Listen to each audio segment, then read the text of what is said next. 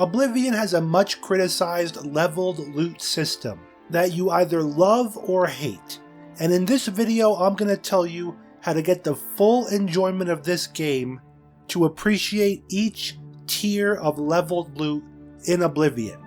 The game levels up around you, and when the game came out 20 years ago, this was groundbreaking for open world RPGs.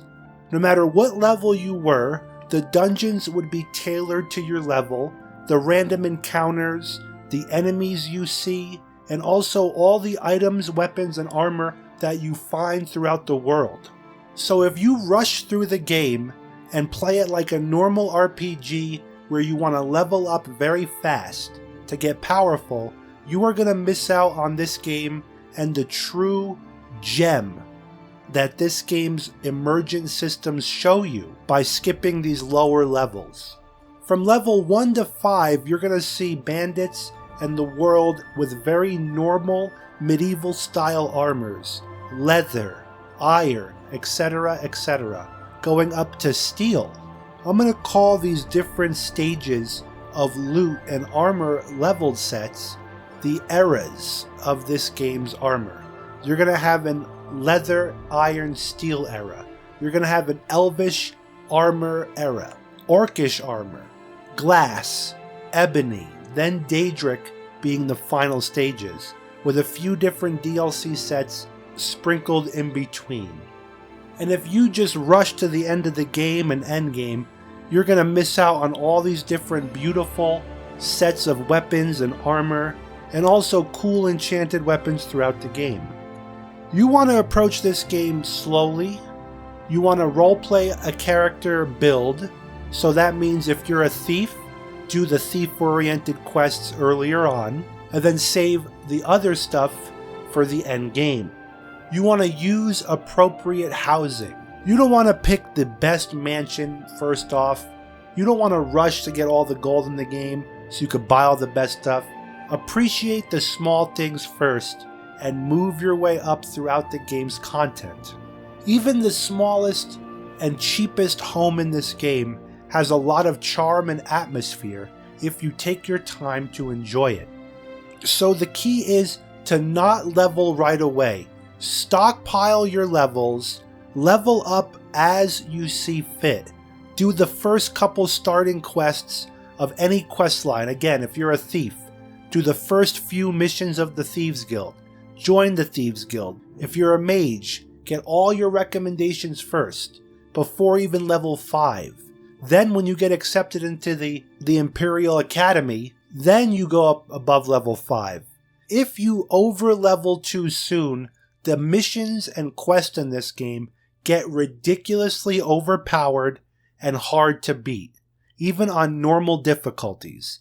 People have a meme going around right now. If you do the main quest to save Kvatch, close the Oblivion Gate, and fight off the hordes of Daedric creatures in Kvatch, if you do it above level 10, it is a nightmare. There's hundreds of Daedroth, hundreds of enemies that are so powerful, and the game becomes a slugfest.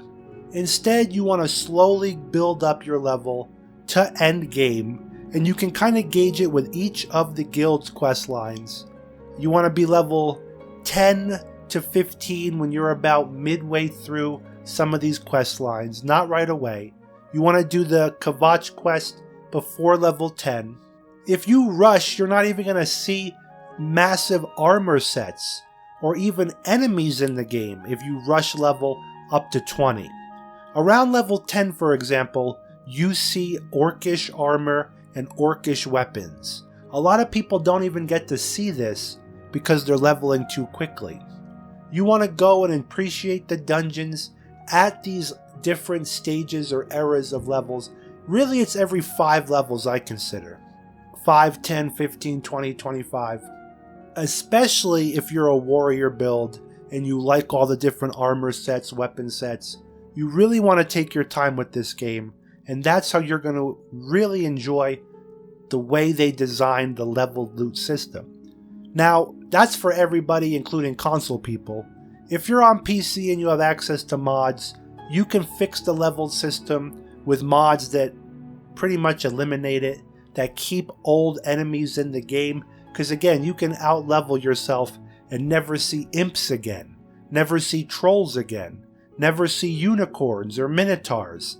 They completely get wiped out from the game if you rush and get too high of a level.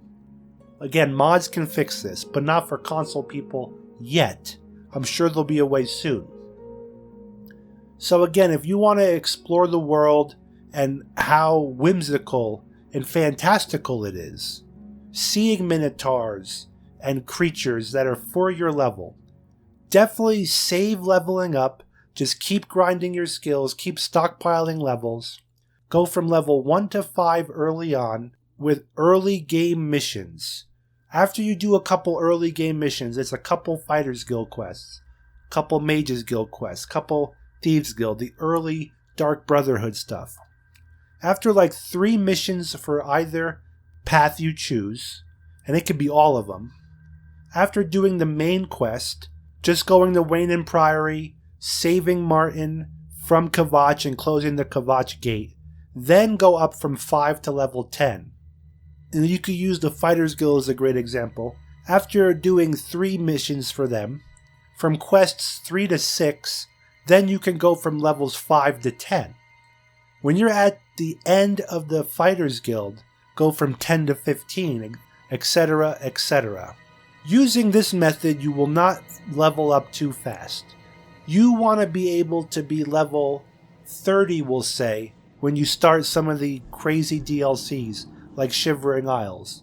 Again, it's going to be crazy difficult, a lot of enemies, that's just the way the game is. But by then you'll be powerful enough, have great gear, great spells. Don't rush the early game too soon, especially if you're new to Oblivion, or if you haven't played it for 20 years and you forgot the quests. Definitely you want to slow down. Don't play this like other RPGs, where you rush through it, power level, because this game will bite you in the butt if you over level too soon. If you want to close the Kvatch Oblivion Gate and you're level 20, you're going to have a tough time, and you won't be able to fully appreciate the magnificence of Elder Scrolls Oblivion Remaster. Let me know what you think in the comments. If this was helpful, how do you play Oblivion? Do you power level? Do you play in multiple playthroughs? Do you stick to a build? Or do you use the game systems to level up everything and become a jack of all trades, master of everything? Let me know in the comments, and thank you for watching.